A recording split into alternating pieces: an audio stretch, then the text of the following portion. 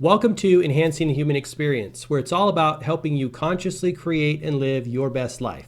And in this episode, it's all about your future story. How do you know what the future will hold for you? Well, the answer is pretty simple, right? What story are you telling yourself on a daily basis about that future, about your future? Most people tell themselves the story about their past, and then it perpetuates day by day into our future. That's what we really don't want to do. You want your future to be better than your past, regardless of how awesome your past was. So that's what we're going to talk about in this episode. Before we get into the show, if you like the episode, please give it a thumbs up on YouTube and share it with someone who you think might benefit. Also, leave a comment below in the comment section if you have a question. If I can answer it, I certainly will. If not, I might be able to point you in the direction where you can find an answer. And last but not least, why not subscribe to the channel so you can get these videos when they come out? All right. So in this episode, we're really going to focus on creating a script and a story for your future, because it's really, really powerful. If you don't know where you want to go and where you want to direct your life, you're going to be swayed by whatever movements or whatever prevailing winds blow, or the worst thing is you're going to recreate the story of your past. Whatever it's been happened to you in the past, it's going to perpetuate in the future. And I don't think anyone really wants that. The human experience is all about growth and expansion and the adventure of developing new aspects of ourselves. This is where you get the idea of like the lotus flower blooming. That's always what's happening on an individual level with us. Our consciousness is always expanding. We're becoming more and more aware of ourselves, our environment, how to change things, how to operate in this human body, right? In this physical human experience, right? So we always want to be aware that consciousness is always flowering and play with that. That's why you look back on your life and you may see, okay, 5, 10, 20 years ago, you were an entirely different person. Many people have talked about this. Ram Dass talks about this when he talked about, hey, I was what he said was, that was him, this is me. Like two different people. And you probably have experienced that in your own life. That was her, this is me. That was him, this is me. We all have these experiences. We're vastly different people from one year to the next, and especially if you go over 5 to 10 years, vastly different. So in this episode, I want to talk about how you can write your story and what kind of components that you can focus on, and a simple way that I like to do it, because we don't want to get too complex. We want to keep it really simple, so you can do it on a daily basis and integrate it in with your, not necessarily personal development rituals, but your actual like day-to-day experiences. Because what we know is it's that consistent practice of your new story that's going to bring it about very quickly. You don't just want to compartmentalize it into little areas of your day, like morning ritual, evening ritual. I like to integrate it into all aspects of my day, and we'll talk about that in a little bit. But one of the impetuses for this show and for this episode comes from Mark Victor Hansen. And Mark Victor Hansen wrote this book called Future Diary. And we're going to talk a little bit about some of the ideas that he suggests in here. He's got a lot of what I would call prompts and, blank pages where you can write out some of the things that you want to be, do, and have. He goes into some more like specifics of areas. He talks about like what I love giving, spiritual goals, family goals, career goals. He breaks it down in that way, which you certainly can do that too. And I think that's actually beneficial, because what do we know? We know the more specific we get on clarifying our future, the more it's apt to come about. That's like the number one problem, is that people aren't clear about what they want, and then we either drift or we get something entirely different. What's that statement where it says, if you don't know what you want, you're probably going to get something else? Very, very true. So clarifying what you want is absolutely huge. But this book's really helpful, but in a real sense, you just need to identify, what are the core components of a story? The plot, the characters, the settings, right? Those things kind of are inherent in all stories, and they're inherent in your story. I guess the underlying message is take the time to write your future story, or you're gonna live out a story that you may or may not want. So that's really key. But I want to do a quick side note here before we get into some of the specifics and how-tos. If you are working on something, if you're a creator, which we're all creators, right? If you've got a project that's maybe being delayed or that you're having trouble finishing, I want to show you this. I've talked about this before on my other social media channels, Instagram. This is the book that Mark Victor Hansen published in like 1979. I think it was 1979. Let me see here. 1980. This was published in 1980. It's super old school. It's very thin. It's a hardback. As you can see, it's had some wear and tear. But this one, the current one, was published in 1996. It's actually the 7th printing of this book, 1996. Now, why am I showing you these two books? Because this book is a lesser book than this book. This book is what happens when you look at perfection. You stare perfection in the face and say, look, you're an illusion, perfection. I'm not waiting to get it perfect. I just want to get it done. He just got it done here. It's super old school. The pages are very old school. I mean, it's a lesser, there's less content in this book. If you compare these two books, this one is not very well thought out. It's kind of like just whipped together very quickly and shipped. There is very little usable content in this book. And in this book, he wrote a whole like pre-log or pre-story on how to do it, put a bunch more information, a bunch more value went into this book here. It was created at a later date. My point is, whatever you're working on, and this is something that I struggle with my own projects as well, whatever you're working on, get it to a point where it's ready to ship, like this book, and get it out there. And then refine it as time goes on. I mean, keep in mind, this is the 7th printing of this book. Each time, I'm assuming he refined it and added to it. That's the nature of life. The change is always happening. The evolution is always happening. And I think one of the challenges for we human beings is to ship it, get it done. Don't get it perfect, just get it done. Push it out and then work on it as it goes. Because what will happen is you'll wait like your whole life on the masterpiece that you're creating, or many, many years. I don't want to get too dramatic. Many, many years, and you won't get it out the door. And then no one will have the benefit of seeing it, of using it, of having it help them to get things that they want in life, having it expand their consciousness. We have to remember that we're all helping each other open up our awareness, right? Relationships reflect things about ourselves that we need to, or that we want to change and develop and become and allow more, right? Just wanted to share this with you. I think this is really powerful. I keep these books around quite a bit because it's evidence that no one gets it right the first time out of the gate. Not even professional authors, speakers, multimillionaires like Mark Victor Hansen. So just keep that in mind. Okay, side note, done. Okay, so when it comes to writing your future story, I like to look at the big three. What do you want to be? What do you want to do? And what do you want to have? Now, if you integrate those into your story, and you don't have to tell the entire story, like your whole life story every time, just choose some of the top 3 to 5, maybe 7 things that you want to be, the qualities, characteristics, and attributes that you want to embody, right?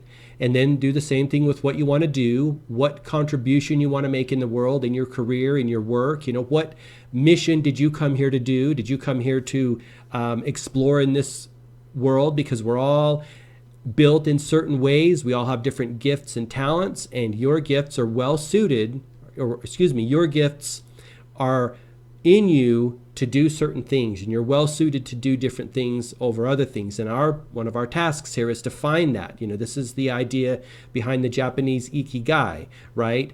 That is the whole idea of well-being and doing something in the world that is uniquely suited to you. It benefits others in the best possible way. You get a return on your time investment and your energy investment. You get value back. You give value. It's all working there. So that's the ikigai symbol, and I think that's really powerful as well.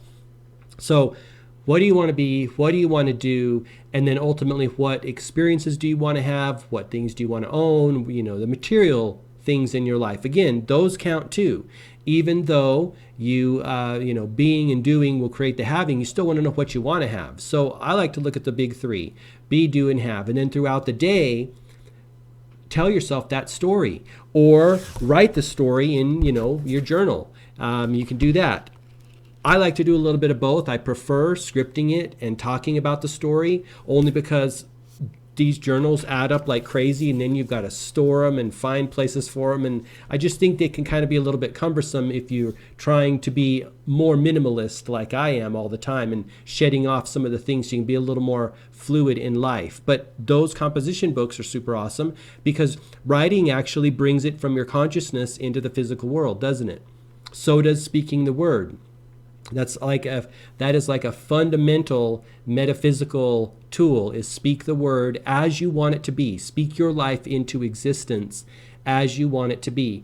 And it has to happen over and over repetitively so that it drives those ideas, and more importantly, drives the feeling into your consciousness. Because what do we know about the subconscious? It responds to feeling, and the universe responds to our vibration, right? We're an energetic being living in an energetic universe. And so just speaking the word without feeling it as being real and being true for you won't have as big of an impact on your consciousness as if you spoke the word and really felt it.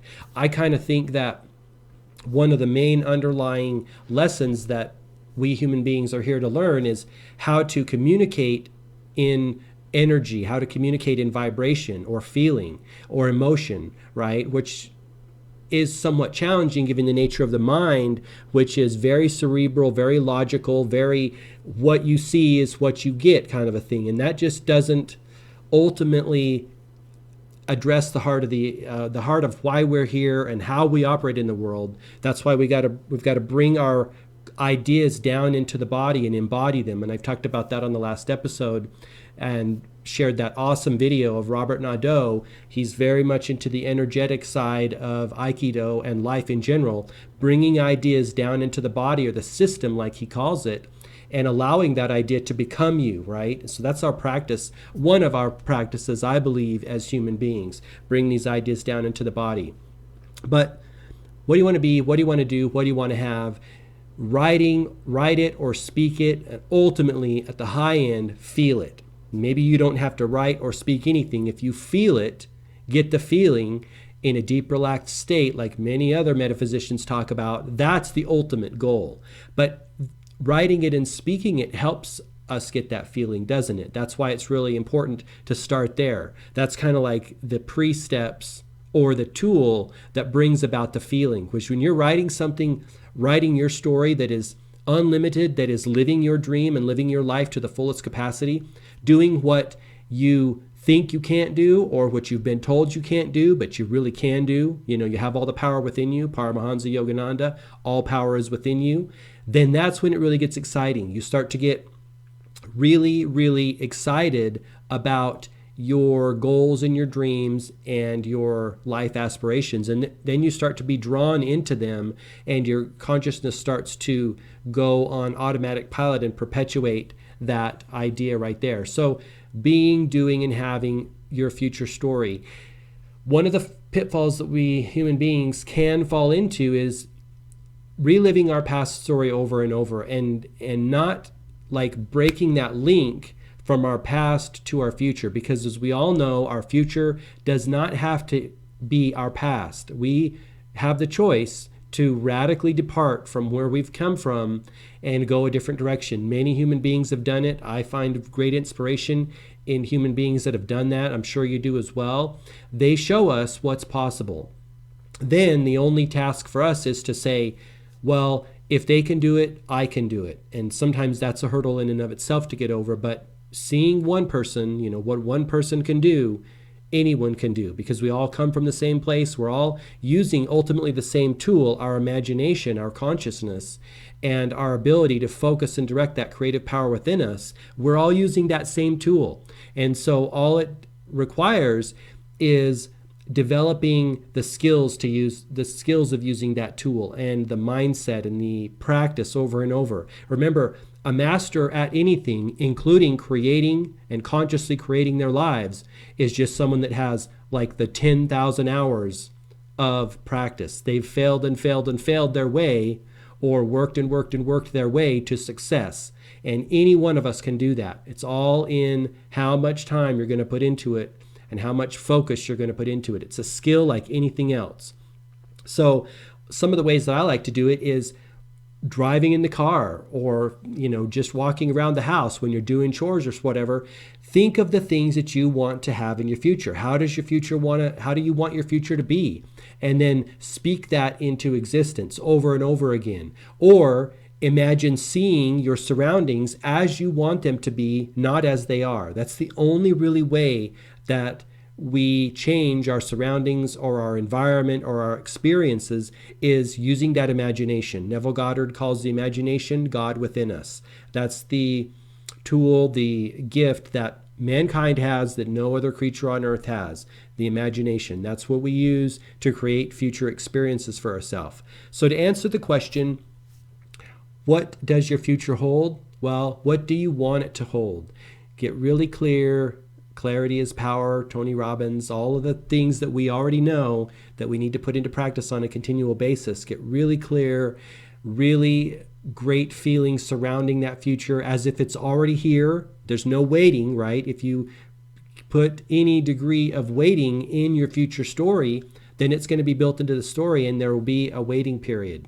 So I really find it really helpful. Picking up The Future Diary by Mark Victor Hansen might help you, give you some kind of scripting ideas and tools and practices, but ultimately you kind of know what you want in your future. You know the core components, the being, the doing, and the having, the people, places, and things, the experiences you want to have. Those are the kind of core components, the plot, the characteristics, the attributes that you build into your story and your character, right? Your character development is you. And so like any movie, character development is really, really huge, because what do we know? What we are comes to us. When we change, our experiences change. And many success gurus have talked about that success is really something that you attract as the person, because of the person you become. So it's all about changing yourself, changing the way you perceive yourself and perceive the world, and then everything's going to flow to you.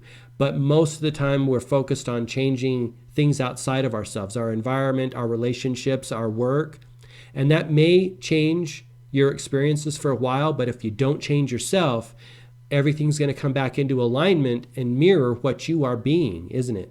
And so that's why it's really important to change who you are, what you are, and then everything will align with that ultimately over time. That's how the universe works. The change begins within us, and then the external experiences reflect that change. So do that work on the inner being of yourself and watch your experiences magically transform. I think it's really exciting, fun, and powerful if you approach it in that way. So that is how to write your future story. What your future story holds is what you want it to hold. And I encourage you today to sever the link between whatever past you've got and make a radical jump, a radical departure, and put yourself right smack dab in the middle of the experiences you want to have in life, the things you want to have, the places you want to go, the people you want to have in your life, and just sever the link with the past and don't look back. You know, there's no real reason to look back. What's past is past, and you carry those memories and those experiences with you, but you don't want to look back and focus on them, because if you focus on them, you're going to re-energize them and activate them in your current experience. And you want to activate new, different experiences. You're a human being here to experience as much as you possibly can and have a grand adventure in life. And that means always putting your focus on the things you want to have, not necessarily what you've done in the past, whether they're good or bad. You're here for growth and expansion. None of us is here to create the same experiences over and over again. There's no learning there for us. So I encourage you to kind of sever that link, regardless of how awesome your past is, because this is another thing. However awesome your past was, there's more awesome waiting for you in your future. That's one of the things that you've hopefully experienced in your own life. So That's the show. I really do appreciate you for listening. And until next time, all the best, health, wealth, and success. Bye-bye.